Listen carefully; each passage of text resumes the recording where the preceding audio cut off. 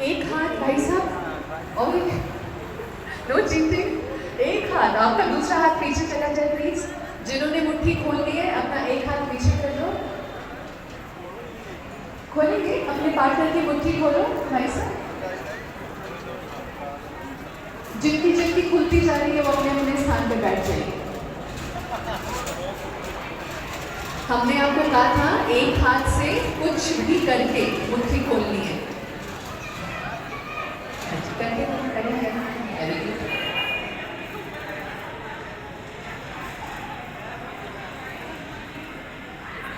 Brothers very good. माताएं तो लगी हुई है जोर लगाने। बहनें शिव शक्तियाँ वेरी गुड वेरी गुड। जिनका हो गया वो बैठते जाएंगे अपने स्थान पर।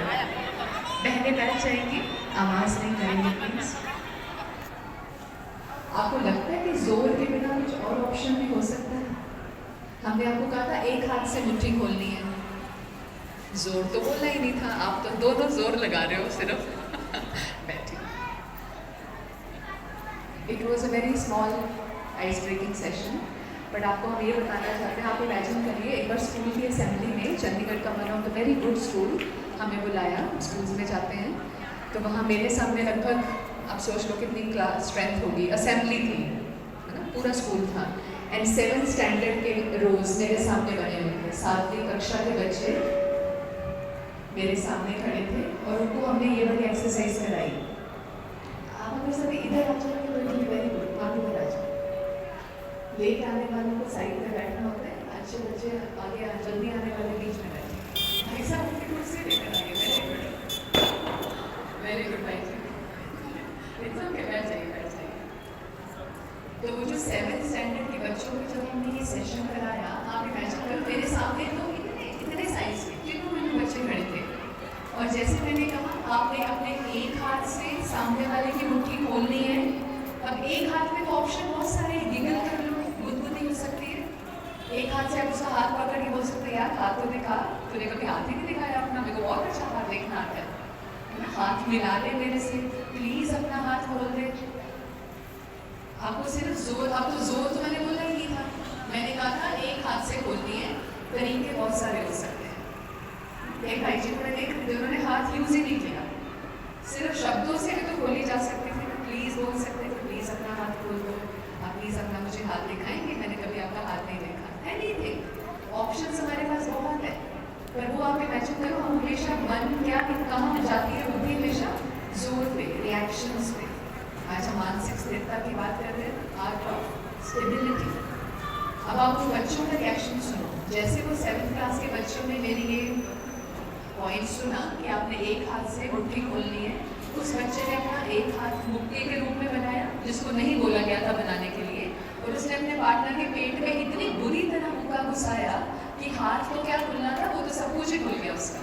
एंड बच्चा असेंबली में ही फेंट हो गया, ही वाज लाइंग डाउन। और प्रिंसिपल ने उसी टाइम मुझे स्टेज पे खड़े खड़े डांट दिया कि आप स्कूल्स में जाके ऐसी भयंकर एक्सरसाइजेस कराते हो, हमारा बच्चा मार दिया हमने।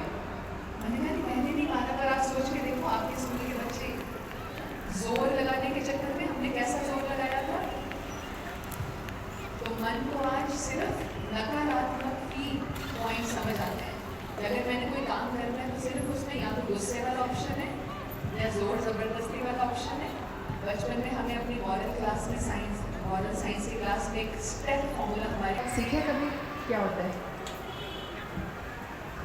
आपसे पूछ रही हूँ मैं। नो, हमारे मॉरल साइंस में हम जब स्टूडेंट थे, मैंने मुझे कॉलेज पास आउट किए भी अभी 20 साल हो गए, तो उसमें हमने सीखा था स्टेप, हमेशा जो ये एक स्टेप लेगा परमात्मा के 1000 स्टेप्स हमेशा उसके सामने आएंगे, और जो एक स्टेप ये लेगा अपनी लाइफ में, जो भी मैं आपको बताने वाली हूँ, उसके लिए लाइफ के बहुत सारे स्टेप्स बहुत ईजी हो जाएंगे लेने। स्टेप समझते हैं ना, कदम। तो स्टेप का फॉर्मूला का मीनिंग क्या है, जो आज हम बिल्कुल रेयर हो गए हैं इस चीज़ को यूज़ करने में। Sorry, thank you, excuse me and please. आप सब भाई समझते हैं, किसने किसने प्लीज़ बोला था आप में से भाइयों की तरफ कि प्लीज़ मुट्ठी खोल दो, था कोई आप में से? भाई साहब ने बोला था, अच्छा हाँ, एक बार खड़े हो जाएंगे भाई जी, भाई जी के लिए तालियां प्लीज़, प्लीज़ वाले भाई जी। वेरी गुड, शाबाश, थैंक यू सो मच, बहुत सारी ब्लेसिंग्स आपको। तो देखो हाथ चलाने की ज़रूरत नहीं है, नहीं थी ना, मुख से भी तो बोल सकते थे प्लीज़ हाथ खोल दो, तो सामने वाला खोलता कि नहीं खोलता। हमें भी जब कोई प्यार से काम करने को कहता है तब हम करते हैं, जब कोई गुस्से से बोलता है, ज़ोर ज़बरदस्ती करता है ना, गलत तरीका यूज़ करके हमें कोई काम करने को बोलता है, हमारा दिल काम करने को कब करेगा बताइए, है ना। हम कौन सी भाषा समझते हैं? तो जो हमें अपने लिए पसंद है दूसरों के साथ वैसा व्यवहार करना चाहिए कि नहीं करना चाहिए? करना चाहिए ना। तो जब हम मन की बात करते हैं ना, लोगों को आजकल बहुत कन्फ्यूजन है मन में, ब्रेन में, तो वो तो हमें अनीता दीदी बहुत अच्छे से स्पष्ट करेंगे। पर आज हम जब इनर स्टेबिलिटी की बात करें, आंतरिक स्थिरता, तो किसको स्थिरता चाहिए? तो एक बार फिर से छोटा सा एक मेडिटेशन करते हुए अब एक सुंदर सी यात्रा पर चलते हैं। सभी एक बार सीधे होकर बैठे, कमर सीधी, फेस अपराइट। कोई भी अपने अगल बगल में ना देखे कि मेरा पड़ोसी सो रहा है या जाग रहा है, वो हमारी जिम्मेवारी नहीं है। सिर्फ हमारा ध्यान सिर्फ अपने ऊपर, एकाग्र मन से, एकाग्र फिजिक से बैठेंगे। जितना शरीर अलर्ट उतना माइंड अलर्ट।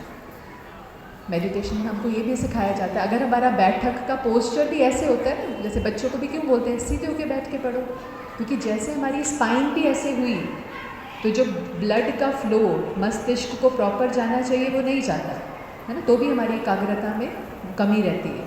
तो अभी हम एकाग्रता वाली प्रैक्टिस करना चाहते हैं, तो उससे कमर सीधी करके मुस्कुराता हुआ चेहरा। किसी किसी का तो चेहरा ऐसा लग रहा है जैसे डांट कर बिठाया हुआ है। Smile please. ओके जी, अभी थोड़ी देर के लिए हम सब आंखें बंद कर लेते हैं। बाहर की सभी तरह की आवाज़ों को सुनते हुए भी हम अभी सिर्फ अपने मन की आवाज़ सुनेंगे। आपको जो मैं विचार दूंगी उन पर हम एकाग्र करेंगे अपने मन को। प्लीज़ कोई भी इधर उधर ना देखें, आंखें बंद हैं और मैं सिर्फ अपने आप पर फोकस्ड हूँ। अभी कुछ देर के लिए हम सब अपने अपने घरों में पहुंच जाएं जहां से हम आए हैं। सोच के देखिए, प्रोग्राम पूरा हुआ, हमें प्रोग्राम बहुत अच्छा लगा। हमने अपने मन को स्थिर बनाने के लिए बहुत सारे पॉइंट्स होमवर्क के रूप में लिए और फिर हम धीरे धीरे जिसकी कन्वेंस के मोड से आए थे, चाहे गाड़ी चाहे टू व्हीलर, जैसे भी हम यहाँ पहुँचे थे, हम वापस उस मोड को यूज़ करके अपने अपने घरों में पहुँच गए हैं। सभी बहुत ध्यान से मेरी बात सुनेंगे क्योंकि इसके बाद आपको प्रश्न पूछे जाएंगे।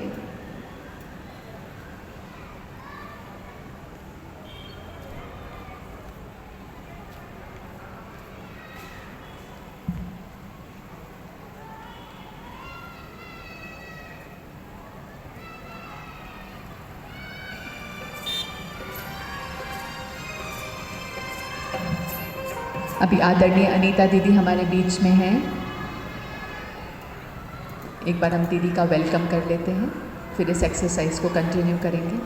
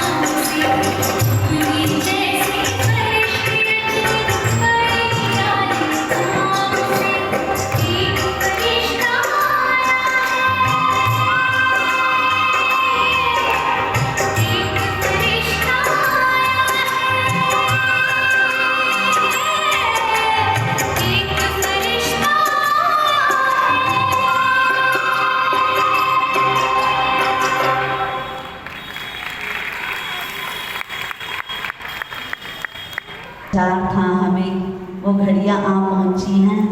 आदरणीय दीदी जी हमारे बीच में बैठे हैं, एक बार जोरदार तालियों से आदरणीय दीदी जी का हम दिल की गहराइयों से स्वागत करते हैं, स्वागत करते हैं, स्वागत करते हैं। ऐसे ही प्रोग्राम की श्रृंखला को आगे बढ़ाते हुए पहले मैं आदरणीय कैलाश दीदी जी को इनवाइट करना चाहूँगी कि कृपया वो स्टेज पर पहुँचें। तो आदरणीय दीदी जी जिनकी देख रेख में ये सब प्रोग्राम हो रहा है, तो आपका भी जोरदार तालियों से हम अभिनंदन करते हैं, स्वागत करते हैं, स्वागत करते हैं। स्वागत गीत चला देंगे बहन। बहुत सुंदर फरिश्ते हम सबके बीच में स्टेज पर नजर आ रहे हैं। फरिश्तों का ये संसार बहुत ही सुंदर, दिव्य और अलौकिक नजर आ रहा है। ये फरिश्ते हमारे बीच में हम सबको भी फरिश्ता बनाने के लिए पहुँचे हैं, है ना। कहते हैं फरिश्ता उनको कहते हैं जिनका परमात्मा के साथ रिश्ता होता है ना। तो ऐसे ही परमात्मा से जिनका रिश्ता जुड़ा हुआ है, वही फरिश्ते हमें फरिश्ता बनाने के लिए हमारे बीच में बैठे हैं। तो अभी पुष्प गुच्छों के द्वारा हमारी बहनें आदरणीय दीदी जी का स्वागत करेंगे। हमारे कमलेश दीदी और हमारे प्रीति दीदी, तालियां जोरदार बजाएं, ठीक है। इस पूरे एरिया में आपके तालियों की गड़गड़ाहट पहुंचनी चाहिए, सबको पता चलना चाहिए कि आज यहाँ सुंदर आध्यात्मिक प्रोग्राम चल रहा है।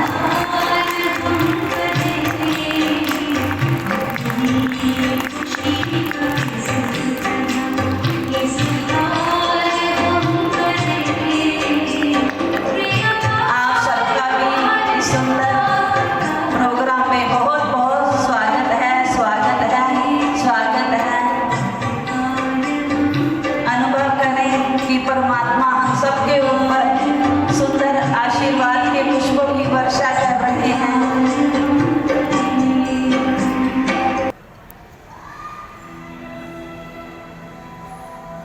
कमर से भी चेहरा मुस्कुराता हुआ,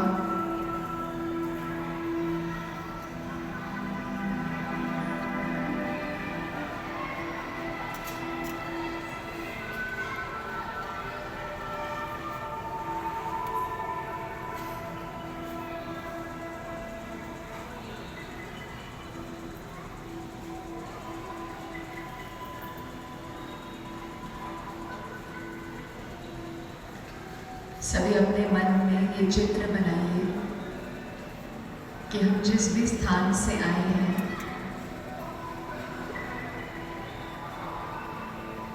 जैसे ये प्रोग्राम पूरा होगा, हम अपने अपने स्थान पर जहाँ बैठे हैं वहाँ से उठेंगे।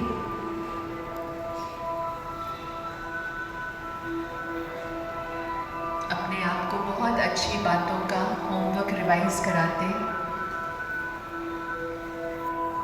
हम अपने अपने घर पहुंच जाएंगे।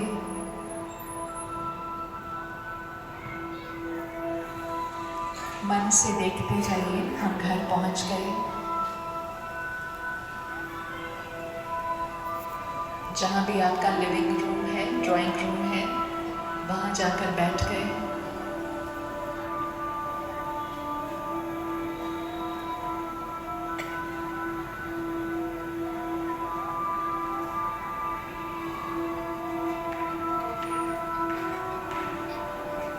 जो भी हमारे घर में अन्य सदस्य हैं जो इस प्रोग्राम में नहीं आए थे, उनको इस प्रोग्राम की एक एक बात हम डिटेल में बता रहे हैं।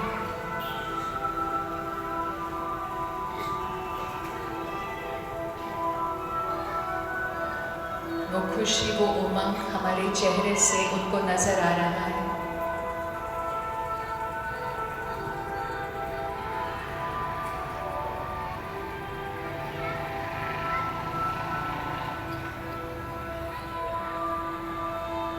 अब हमें थोड़ी भूख लग रही है।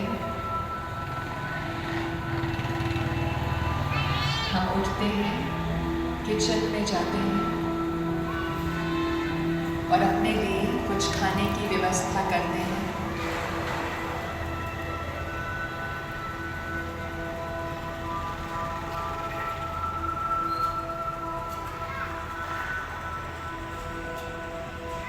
आज घर में खीर बनी है,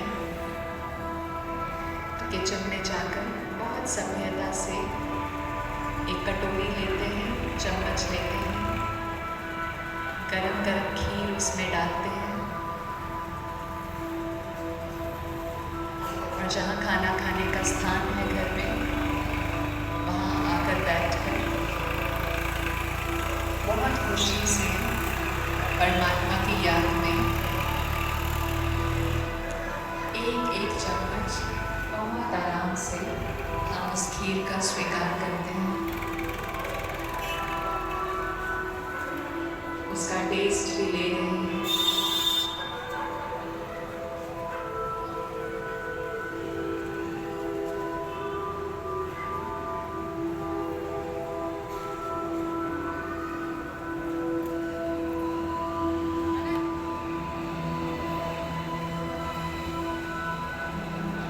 अभी धीरे धीरे हम आंखें खोलेंगे।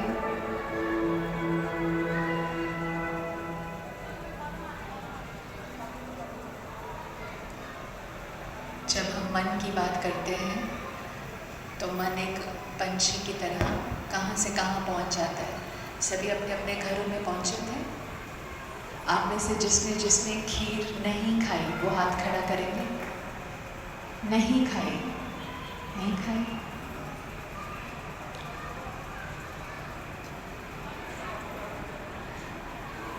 फिजिकली तो किसी ने नहीं खाई ना, बाकी जिन्होंने हाथ नहीं खड़ा किया उन्होंने कैसे खाई? मन से खाई। एक बार हम स्कूल में बच्चों को करा रहे थे, उस समय गर्मियों के दिन थे, मई का एंड होगा, तो ओकेशंस बच्चों की शुरू होने वाली थी, तो हम बच्चों को आइसक्रीम पार्लर में ले गए और एक बच्चे ने तो असेंबली में करा रहे थे तो जीरो की बात आ गई थी। उसके बाद में अपना फ्लेवर भी बताया कि मैंने बटर स्कॉच खाई, मैंने ब्लैक करंट खाई। कहने का भाव है कि मन इतना फास्ट स्पीड से सामने कोई चीज़ नहीं भी है तो भी उसका चित्र कितना क्लैरिटी से बनाता है। मन से तो खाइए ना भाई साहब, जो हम जिन्होंने हाथ खड़ा किया, मन से जो हमने सोचा था वैसा वैसा फील कर पा रहे थे आप?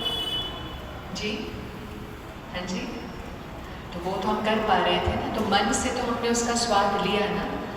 तो इसी प्रकार जब हम मन की मानसिक स्थिरता की बात करते हैं, तो जो भी आज हम पॉइंट सुनेंगे, जिन बातों पे भी हमको लगता है कि हमारा मन रिएक्ट करता है या नकारात्मक भावनाओं को चूज़ करता है, कहीं मन क्रोध करता है, कहीं मन इरिटेट होता है, अपने मन से अगर हम एक खीर का, किचन का, मोड ऑफ ट्रांसपोर्टेशन का, जैसे आपको पहले बताया है ना, हम घर जा रहे हैं, हमने घर का दरवाज़ा भी देखा, हमने डाइनिंग टेबल भी देखा, देख पा रहे थे आप साथ साथ? यस, हम अपने घर के फैमिली मेम्बर्स को भी देख रहे थे जिनको हमने पॉइंट्स शेयर किए। अगर मन की आँख कोई फिल्म भी देखकर आते हैं, उसको भी आकर घर में शेयर करते हैं दूसरों के साथ, तो भी उसका सामने वाला भी चित्र बना लेता है कि हाँ हमने ऐसे ऐसे किया। तो जब भी मन कोई गलत भावनाओं को चूज़ करता है, किसी के साथ हमारी अनबन हो गई या कुछ भी नेगेटिव हो गया, तो राजयोग मेडिटेशन एक ऐसी विधि है जिसको हम इन 3 दिनों में सीखेंगे, जिससे आप अगर हमने कुछ गलत भावनाएं, गलत कर्म हमसे हो गया, कोई गिल्ट हमको है, कोई नकारात्मक फीलिंग्स हमको परेशान कर रही हैं, तो हम मन की आँख से अपने आप को उसी दृश्य में फिर से देखते हैं और अपने अब रिएक्शन को ना देखकर कि सामने वाला मुझे कुछ कह रहा था और मैंने उससे क्रोध से बात की या मैंने गलत तरह से व्यवहार किया, या मैं अपना आपा खो गया और मैंने कुछ उल्टी भाषा यूज़ कर दी। अब हम मेडिटेशन में क्या करते हैं, मन को स्थिर करने के लिए प्रैक्टिकल में मन की आँख से अपना वो वाला दृश्य देखते हैं कि यही परिस्थिति, यही व्यक्ति, वो अपने तरफ से नेगेटिव बोल रहे हैं, पर अब मैंने क्या करना है, अपने रिस्पॉन्स को पॉजिटिव कर लिया। मन की आँख से अपने उसी दृश्य को फिर से हम सामने लाएं कि अभी अभी जो मुझसे गलत कर्म हुआ, अभी फिर से वही सिचुएशन बनी है, फिर से वही बात हो रही है, और अब मैं अपने आप को मन की आँख से देखता हूँ कि अब मैं गलत नहीं बोल रहा, मैंने माफ़ कर दिया, मैंने सहन कर लिया। तो ये भी बहुत अच्छी विधि हम इन 3 दिनों में सीखेंगे, जिससे आपको लगेगा कि वो मन से सीन बनाया हुआ अगली बार जब परिस्थिति आएगी आप उस चीज़ को प्रैक्टिकल में कर पाएंगे। दुनिया में तो इस टेक्निक को पावर ऑफ विजन करके बहुत ज़्यादा लोग इस पे काम कर रहे हैं। जैसे एक बहन ने ओलंपिक्स में ब्रॉन्ज मेडल जीतना था, उससे पहले जीता उसने बहुत बड़े ओलंपिक्स में, विदेश की बहन। पर उससे पहले वो जो समर सॉल्ट खेलते हैं ना, ऊपर जाकर उल्ट बाजी लगाकर फिर इस डंडे को पकड़ना होता है, आपने देखा होगा। तो विदेश में तो ये गेम्स बहनें भी करती हैं। अब वो बहन बार बार ट्राई कर रही थी, ऊपर जाती थी, उल्ट बाजी खाती थी, और वो जैसे नीचे आती थी स्पीड मैच नहीं करती थी उसकी, हाथ उसका खुल नहीं पाता था राइट टाइम पर, तो वो डंडे को ठीक नहीं पकड़ पा रही थी। बार बार उनका कोच उनको डांट रहा था, तुम क्यों नहीं कर पा रही हो, तुमको कितनी बार तो सिखाया। हाँ, फिर उसने ये पावर ऑफ विजन कि मन की आंख से अपने आप को वो कर्म सफलतापूर्वक करते हुए देखना, उसने वो देखा, बार बार देखा कि मैं ऊपर जा रही हूँ, मैंने उल्ट बाजी खाई, मैं नीचे आई और मैं वो डंडा पकड़ गई, मुझसे वो शॉट हो गया और मुझे ओलंपिक्स में ये मेडल मिल गया। वो ये सीन देख रही है मन से, बार बार मन से, प्रैक्टिकल हिल भी नहीं रही, प्रैक्टिकली तो वो बैठी है और उसका कोच उसको डांट रहा है, पर वो मन से ये सीन बार बार देख रही है। तो इस विजुअलाइजेशन की पावर से जब सच में ओलंपिक्स हुआ, उसने वो एक्शन कर पाए और उसने वो ब्रॉन्ज मेडल जीत लिया। तो हम भी अपने रिश्तों में जहाँ जहाँ अनबन है, जहाँ अपनी कोई हमें लगता है कि मेरा फेलियर बार बार इस स्टूडेंट इसको यूज़ कर सकते हैं, घरों में भी जहाँ हमें लगता है रिश्तों में हम फेल हो जाते हैं, है ना, हम अपने घर में बना के नहीं रख पाते हैं, कोई भी बात है जहाँ हमें लगता है कि हम बेटर परफॉर्म कर सकते हैं, पर अपनी कोई मन की नकारात्मक सोच के कारण हमसे वो कर्म ठीक नहीं हो पाता। तो हम आदरणीय दीदी आज हमारे बीच में हैं, तो हम सब अपने लिए कोई ना कोई होमवर्क हर सेशन से ज़रूर लें, ताकि घर जाकर हम उसको प्रैक्टिकली अपने जीवन में धारण करें। Thank you so much. ओम शांति। राजपुरा की ये बहुत सुंदर शाम, उस प्रभु के नाम। आज का अवसर बड़ा निराला है। आज यहाँ परमात्मा का नूर बरसने वाला है। आज हमारे बीच में शिव शक्ति स्वरूपा राजयोगिनी आदरणीय अनीता दीदी जी हमारे बीच में पहुँचे हैं। फिर से एक बार जोरदार तालियों से हम आपका अभिनंदन करते हैं, स्वागत करते हैं। आपकी आध्यात्मिक यात्रा पर आज मैं प्रकाश डालना चाहूँगी। आदरणीय दीदी जी 40 सालों से भी ज़्यादा ब्रह्मा कुमारी संस्था पर ईश्वरीय सेवाएं दे रहे हैं। आप टीवी चैनल अवेकनिंग और पीस ऑफ माइंड सभी ने देखा ही होगा। दीदी जी को देखा है सभी ने, है ना? हाथ खड़ा करेंगे जो आदरणीय दीदी जी के प्रोग्राम्स देखते हैं, बहुत सारे हैं, है ना? और जो नहीं देखा जिन्होंने, तो आज के प्रोग्राम से वो देखना शुरू कर देंगे। तो अवेकनिंग और पीस ऑफ माइंड पर दीदी जी के बहुत सुंदर आध्यात्मिक प्रोग्राम्स आते हैं, और नवरात्रों के ऊपर स्पेशल दीदी जी बहुत सुंदर समझाते हैं। और दीदी जी का जो जीवन है वो बहुत ही श्रेष्ठ योग युक्त जीवन है। आपकी ज्ञान युक्त और योग युक्त जीवन से बहुत आत्माएं लाभ ले रही हैं। आदरणीय दीदी जी जो हमारा हेडक्वार्टर माउंट आबू है, तो उसमें जो बहनें समर्पित होती हैं तो उनके आप कोऑर्डिनेटर हैं। तो बहुत सुंदर आप मेडिटेशन ट्रेनर भी हैं और बहुत सुंदर आप ज्ञान की क्लासेस भी कराते हैं। और सोनीपत रिट्रीट सेंटर में आप विशेष फैकल्टी हैं, वहाँ की सेवाएं भी आप ही संभालते हैं। आदरणीय दीदी जी बहुत प्रभावशाली वक्ता भी हैं, और आप प्रभु प्यार की भाषणा सब तक पहुँचाते हैं। आदरणीय दीदी जी के जीवन का यही श्रेष्ठ लक्ष्य है कि हर एक आत्मा को परमात्मा की अनुभूति हो। हर आत्मा का मिलन उस परमात्मा के साथ हो और हर एक आत्मा का जीवन बहुत श्रेष्ठ बने। और आप इसी सेवाओं को आगे बढ़ाते हुए आज हमारे बीच में पहुँचे हैं। तो आदरणीय दीदी जी के लिए मैं 2 शब्द कहना चाहूँगी। जीवन सामान्य है, जीवन सामान्य पर खास है आप, जीता जागता उल्लास है आप।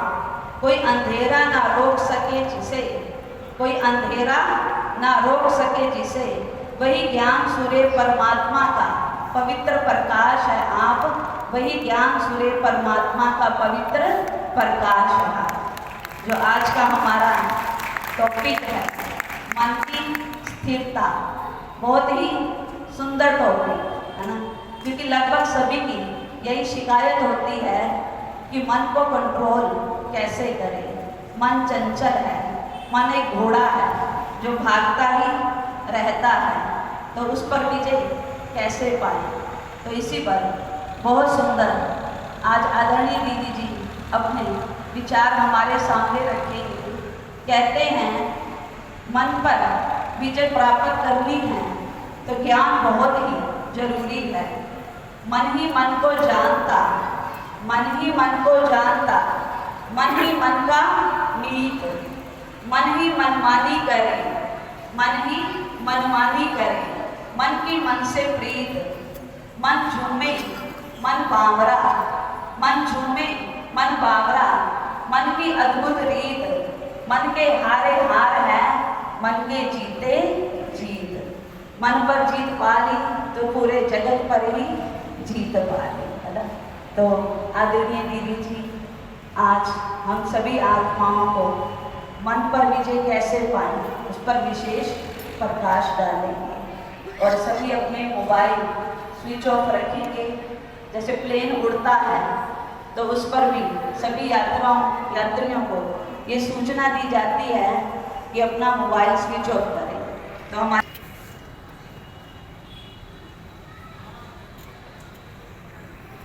अनाज मंडी से आए हुए हमारे सभी आदरणीय भ्राताओं का तालियों से अभिनंदन करते हैं, अभिनंदन करते हैं, अभिनंदन करते हैं। आपका विशेष सहयोग रहा जो आज ये प्रोग्राम हो रहा है। तो सभी को मैं जो भी विशेष इनवाइट करती हूँ कि वो स्टेज पर आकर आदरणीय दीदी जी का स्वागत करेंगे और कैंडल सेरेमनी भी साथ साथ होगी।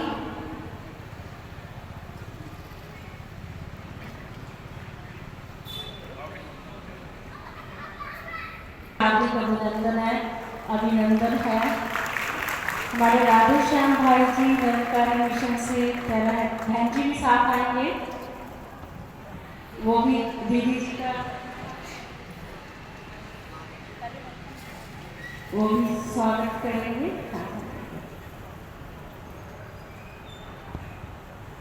तो सभी भाई बहनों का भी स्वागत है और आदरणीय दीदी जी का भी। प्रीति बहन भी एक बार स्टेज पे आ जाएंगे, प्रीति बहन भी आ जाएंगे।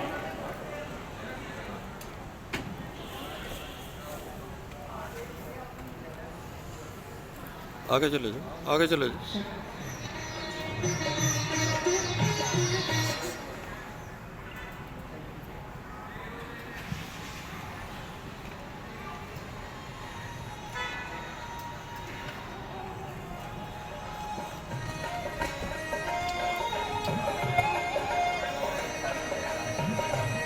राजपुरा अनाज मंडी में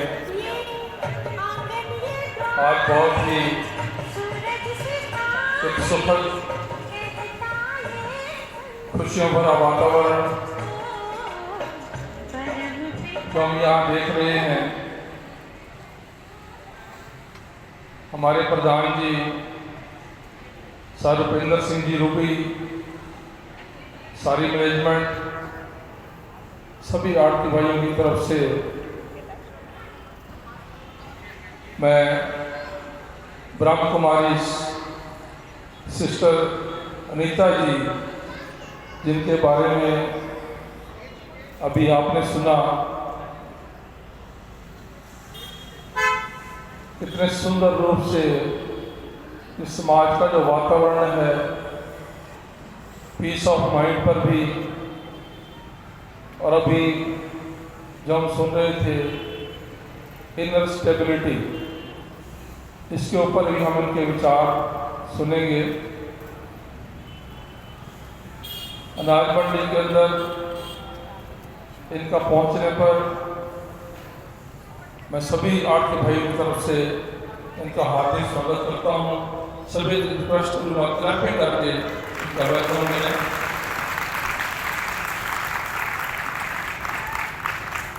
सभी बहनें ब्रह्म कुमारी मिशन से जो सेवाएं भी निभा रहे हैं, सभी पहुंचे हैं, सभी का हार्दिक स्वागत है, वेलकम है अनाज मंडी में। बहुत ही सुंदर टॉपिक डिस्कस होने जा रहा है, इनर स्टेबिलिटी, मन की स्थिरता। हिंट्स आ रहे थे कि ये मन की स्थिरता इस प्रभु, इस परमात्मा, ईश्वर के साथ जुड़कर ही होती है। अगर ये रिश्ता इस प्रभु के साथ जुड़ता है, क्योंकि ये प्रभु स्टेबल है, बाकी सारा संसार जो है हम देख रहे हैं मूवमेंट में चल रहा है। भगवान श्री कृष्ण के समय में भी हम देखते हैं एक तरफ सुदर्शन चक्र चल रहा है,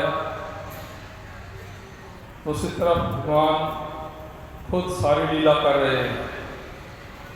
अब जो भगवान से जुड़े हैं, प्रभु से जुड़े हैं, वो स्थिर हैं, शांत हैं, लेकिन दूसरी तरफ इंस्टेबिलिटी भी देख रहे हैं।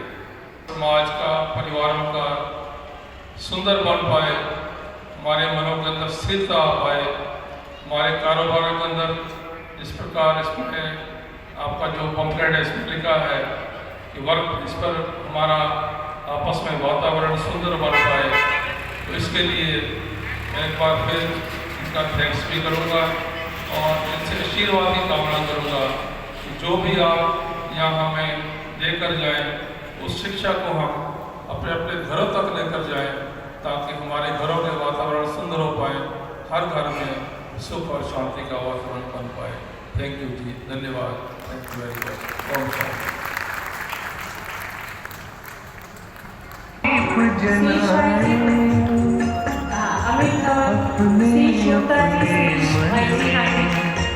शुभ संकल्पों के दीप जलाएं अपने अपने मन में, उजियारा होगा प्रेम से, सुख ही सुख कण कण दीप जलाएं।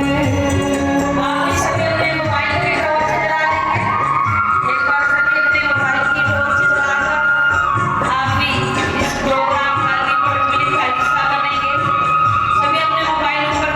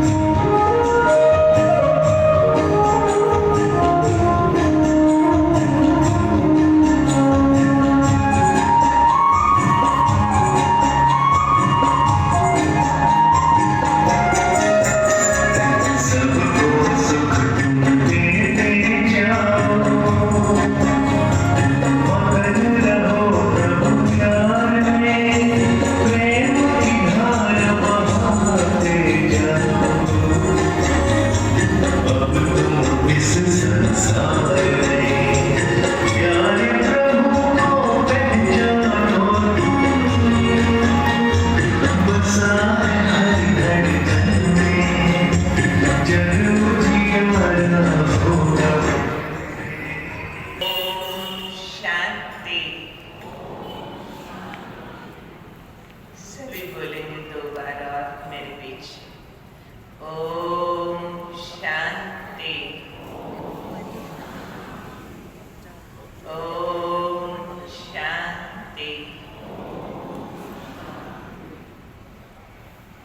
जो विषय रखा है बहुत जबरदस्त है और पूरी दुनिया को इसकी सख्त जरूरत है। इसलिए इस विषय को शुरू करने से पहले एक बहुत इंस्पायरिंग सॉन्ग सुनेंगे। सब खड़े हो जाएंगे और जितना हो सके साथ में गाएंगे। गीत शुरू कर दें। न सिर्फ गाएंगे लेकिन वो बात दिल के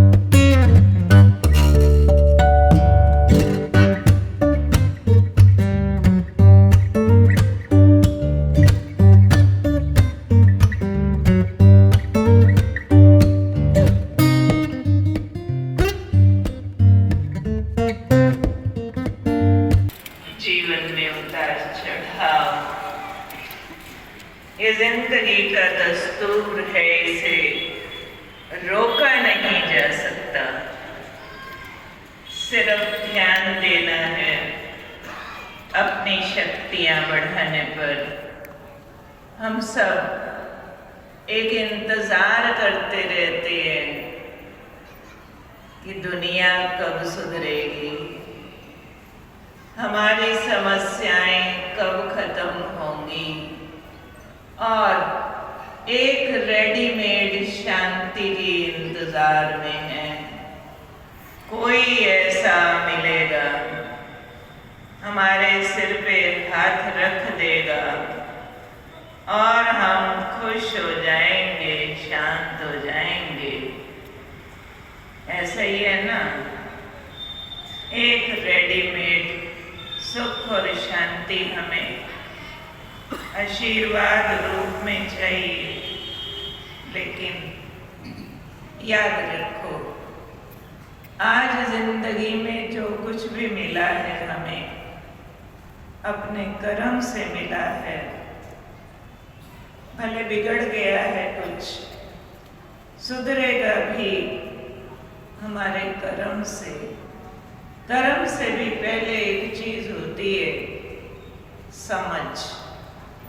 समझ जिसको ही विचार कहते हैं, वो हमारी सोच को पैदा करती है, उस पर काम करना होता है। 3 आदमी जंगल में एक जगह मिल गए, तीनों अपने अपने कुछ पर्पस को लेकर के एक शांत जगह ढूंढ रहे थे। कोई ऐसी जगह मिल जाए जहाँ बिल्कुल एकांत हो, शांत हो।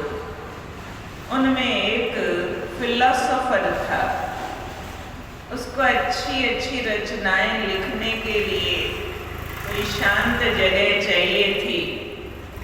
वो जगह बहुत अच्छी थी जंगल में, जहाँ पहुंचे कहते वाह अल्लाह तेरी कुदरत, कितना सुंदर नजारा है। ऊंचे ऊंचे पहाड़, बहते झरने, चारों तरफ हरे भरे पेड़। वाह अल्लाह तेरी कुदरत, यहाँ जो लिखूंगा कमाल हो जाएगा। बहुत अच्छी शांति है यहाँ। एक संगीतकार भी वहीं पहुंचा था, उसे भी रियाज करने के लिए कोई अच्छा स्थान चाहिए था। वो कहता है वाह भगवान, तेरी प्रकृति में इतना सुंदर संगीत, कैसे कल कल बहते झरने, कैसे पत्तों का मधुर स्वर, कैसे सुंदर पक्षियों की चहचहाट। वाह क्या कुदरत का संगीत है, यहाँ रियाज करूंगा। तीसरा आदमी घर से लड़के भागा था, उसे भी कोई शांत जगह चाहिए थी। वो भी वहीं पहुंचा था, उसने भी यही नजारा देखा और इस नजारे को देख कर कहता है ओहो, ये पानी भी पत्थरों को मार रहा है, ये पत्ते भी एक दूसरे को पीट रहे हैं, ये पक्षी भी आपस में लड़ रहे हैं। हे भगवान, शांति कहीं नहीं है। तीनों वहीं पहुंचे थे, किसी को उसी में संगीत दिखा, किसी को उसी में ईश्वर का अपार दर्शन हुआ और किसी को उसी नजारे में अशांति, कलह, कलेश, लड़ाई झगड़ा दिखा। लड़ाई कहाँ पर थी, झगड़ा कहाँ पर था? आज की दुनिया में चारों तरफ शोर है, पर सबसे ज्यादा शोर कहाँ पर होता है? कहाँ होता है सबसे ज्यादा शोर? कहाँ होता है? शादियों में, डिस्को में, बाजार में, शमशान में। कहाँ होता है? स्कूल कॉलेज में। कहाँ होता है? बस स्टैंड पर, सब्जी मंडी में। जवाब दो।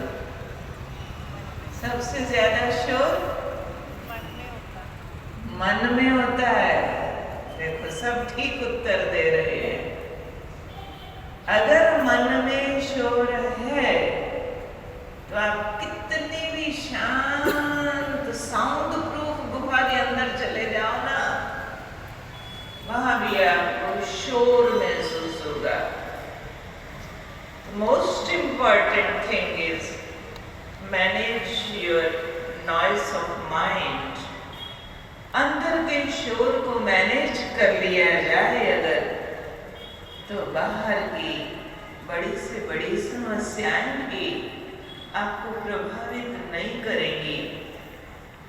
हम लोग एक गलती करते हैं, शांति चाहिए खुद को, सुधारते दूसरों को हैं।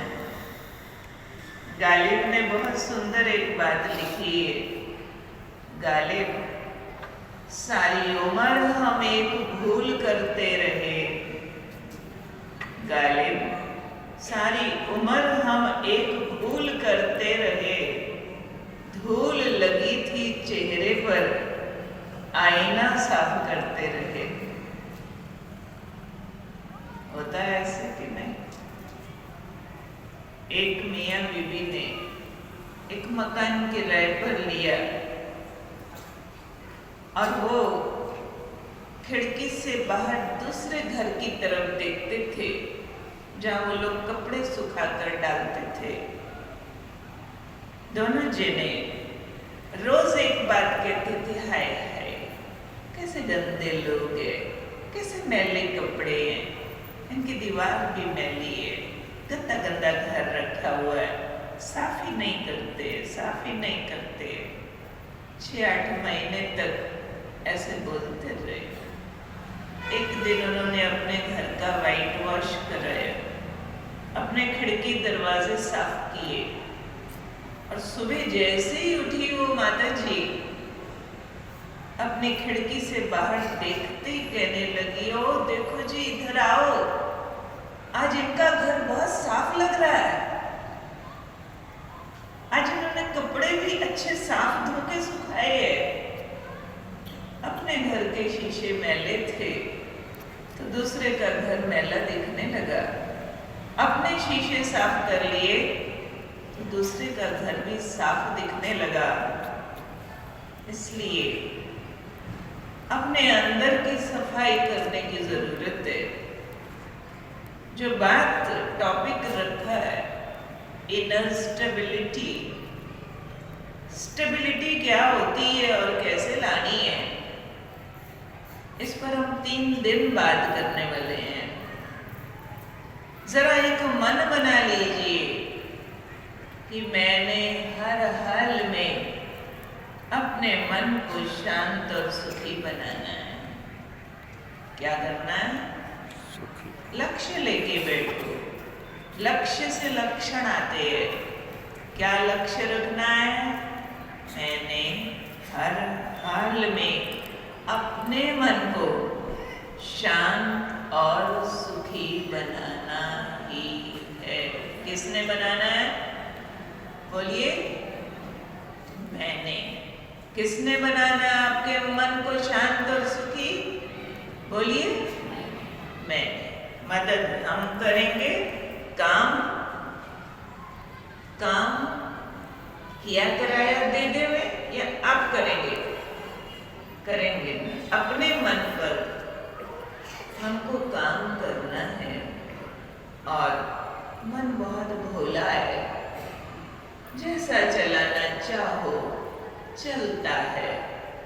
हमने इसको उल्टा उल्टा बोल के बिगाड़ दिया है और अब कहते हैं ये बहुत बिगड़ा हुआ है, तो मन को नाम दे देते हैं। मन पापी है, मन चंचल है, मन घोड़ा है, मन बेलगाम है। हम 3 दिन के 3 विषय सेलेक्ट कर लेते हैं। आज हम बात करेंगे मन के बोझ क्या क्या होते हैं, मन का शोर कहाँ से और कौन सी बातों से शुरू होता है, ये आज समझेंगे। कल हम समझेंगे ये बोझ से मुक्त कैसे हुआ जाता है, बोझ अपने सिर से कैसे उतारे जाते हैं, उसकी विधि क्या है। परसों समझेंगे आगे से कभी बोझ ना आए, उसकी विधि क्या है। वो एक प्रभु प्यार की ऐसी अनोखी विधि है जो उसको अपना साथी बना ले, उसके बोझ हर लेता है, कभी आने नहीं देता।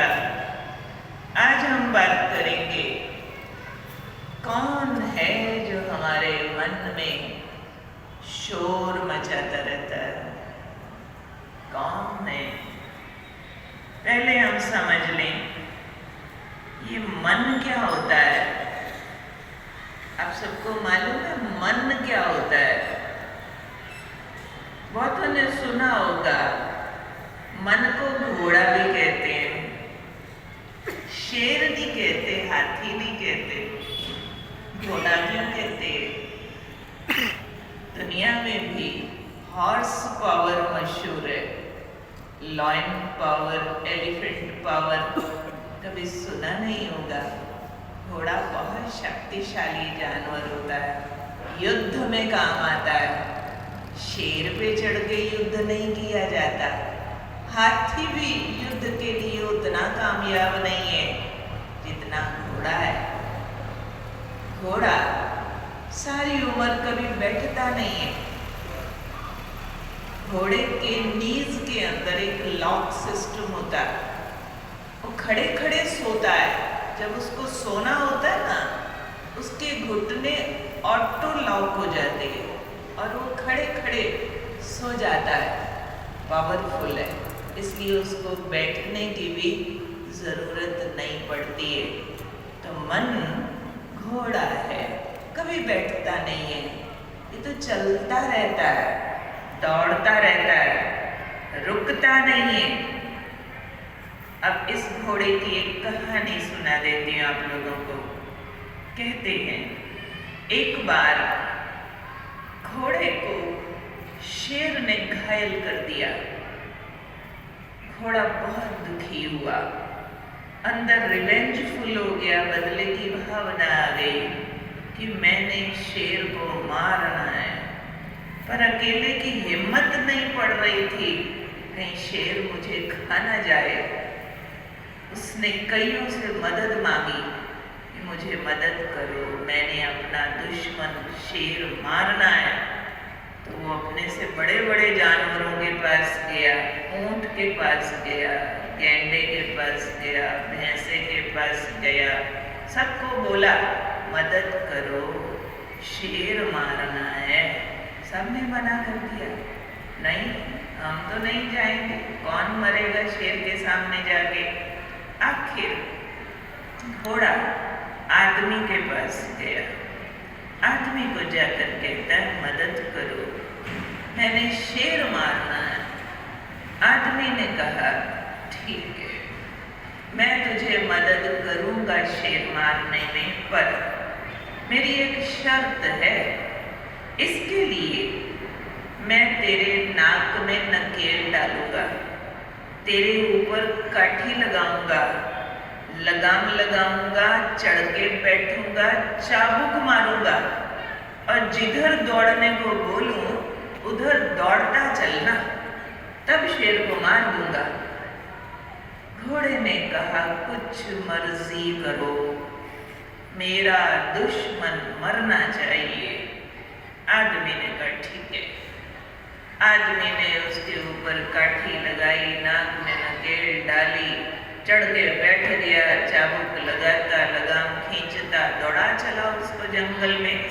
शेर आ गया सामने, आमना सामना हुआ, आदमी ने शेर मार दिया, शेर मर गया।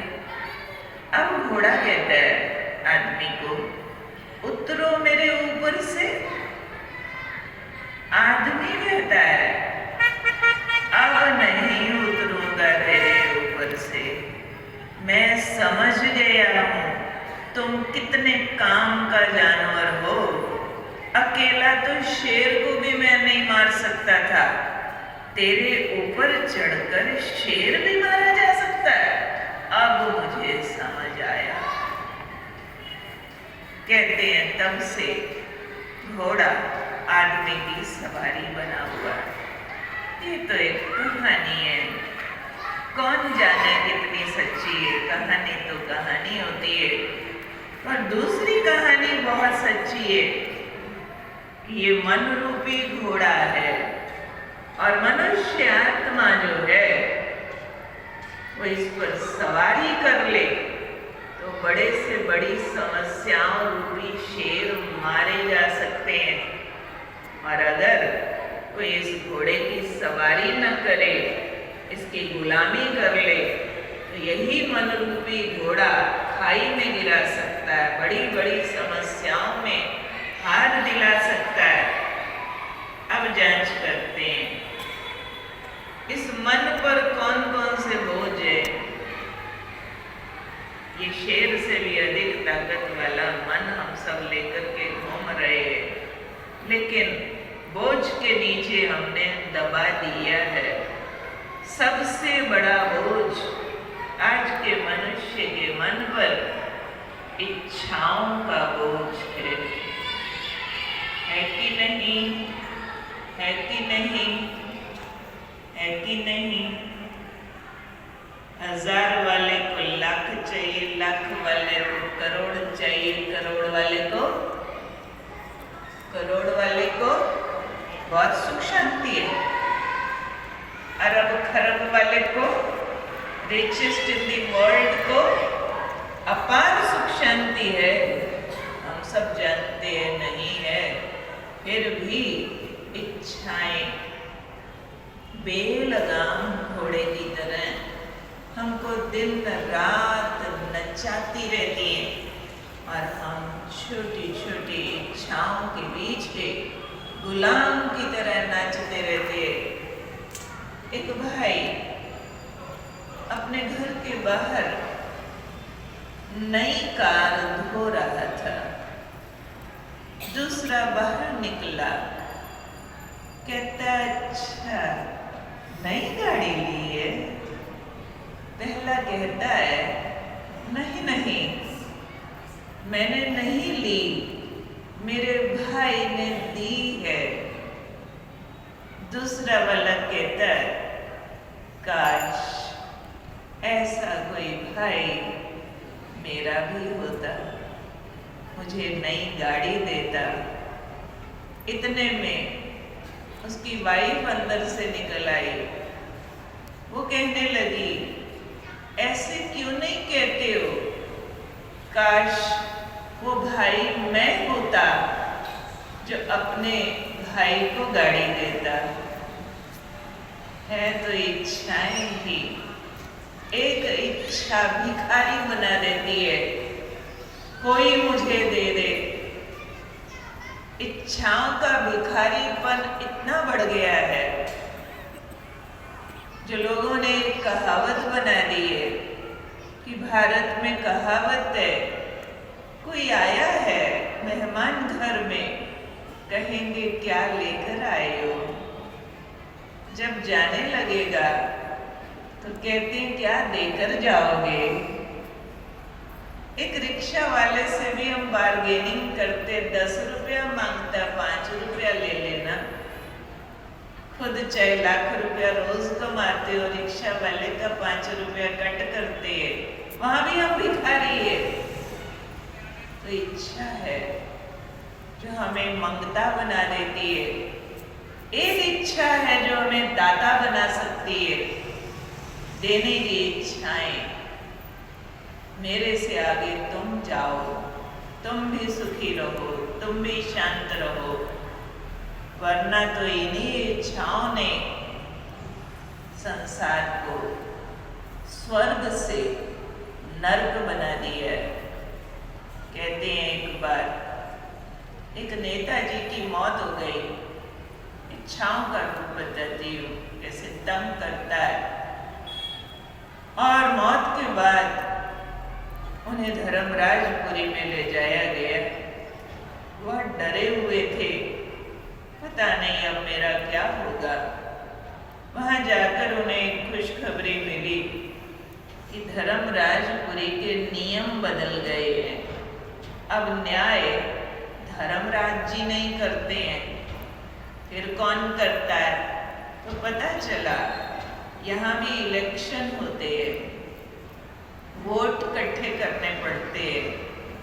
स्वर्ग के या नर्क के, जिधर के वोट जिसको ज़्यादा मिल जाएंगे उसको वहीं भेज दिया जाता है। यहाँ भी प्रजातंत्र लागू हो गया। नेताजी बहुत खुश कि यही काम नीचे करते आए थे और अगर यहाँ भी यही काम है तो जीतूंगा तो मैं। तो उनको पूछा गया कि बताइए आपको स्वर्ग जाना है कि नर्क जाना है, वहां के लिए वोट इकट्ठे करना, आपका नामांकन भरते हैं। नेताजी ने कहा मैं ना कच्ची गोलियां नहीं खेला हूं, मुझे पहले दिखाइए आपका स्वर्ग कैसा है, आपका नर्क कैसा है, तब बताऊंगा मुझे क्या चाहिए। यमदूत पकड़ के उनको ले गए। सबसे पहले नर्क में ले गए। गेट पर बड़ा बड़ा लिखा हुआ था नर्क। डर गए, पता नहीं अंदर कैसा होगा, फिर भी हिम्मत करके गए अंदर। अंदर तो देखते देखते उनका दिल खुश हो गया। चारों तरफ रंगीनियां थी, नाच गाना, खाना पीना, फैशन, डिस्को डांस। कोई ड्रिंक कर रहा है, कोई डिस्को कर रहा है, खुशियों के ठहाके बज रहे हैं, डांस हो रहे हैं। नेताजी बड़े खुश। अरे इतना रंगीन और खूबसूरत नर्क कभी सोचा नहीं था। इतना माल पकवान, बात मत पूछो, जो खाओ जो पियो, मौज मस्ती, आलीशान फर्नीचर, 5 स्टार होटल से भी खूबसूरत। यमदूतों ने पूछा नेताजी स्वर्ग भी देखना है? कहते अच्छा मैं तो इसी को ही स्वर्ग समझ रहा था, और क्या है तुम्हारे स्वर्ग में, दिखाओ भला। अब एक दूसरे तरफ लेकर के गए यमदूत। गेट आया, बड़ा साधारण सा गेट, छोटा सा लिखा हुआ है स्वर्ग। अंदर गया, सुनसान लगी पड़ी है। कोई साधु से लोग बैठे हैं, राम राम कर रहे हैं, धुनी रमाई हुई है। कोई छोटा मोटा भजन गा रहा है। कोई सेंट की, शराब की स्मेल नहीं है, कहीं धूप बत्ती जल रही है। शांति सी लगी पड़ी थी। नाक चढ़ा के वापिस आ गए, भैया आपका ये स्वर्ग मुझे नहीं चाहिए, मुझे तो नर्क ही चाहिए। ठीक है, वोट इकट्ठे किए, जीत गए। धर्मराज जी ने अनाउंस कर दिया नेताजी को सदा के लिए नर्क भेज दिया जाए। बड़े खुश, चले गए अंदर। खूब खाया पिया, खूब सारा शराब पिया, खूब सारा डांस किया, नींद करने का दिल किया। तो देखा आलीशान बेड, सोने का क्या बढ़िया गद्दा बिछाया उस पर धड़ाम गिरे सोने के लिए। नशा किया हुआ था। जैसे ही धड़ाम बेड पर गिरे, गद्दा अंदर धंसने लगा। वो एक गुफा में बदल गया, गहरी खाई में जाकर गिरे। कहीं कटीली झाड़ियां लहूलुहान होने लगे, लुढ़कते गए। भयानक भयानक राक्षस सामने आ गए। किसी के हाथ में जलती सलाखें हैं, वो लगाने लगे। कोई तलवार से उंगलियां काटने लगे, कोई पेट में भाला चुभोने लगे। जोर जोर से चिल्लाने लग गए, अरे ये क्या करते हो,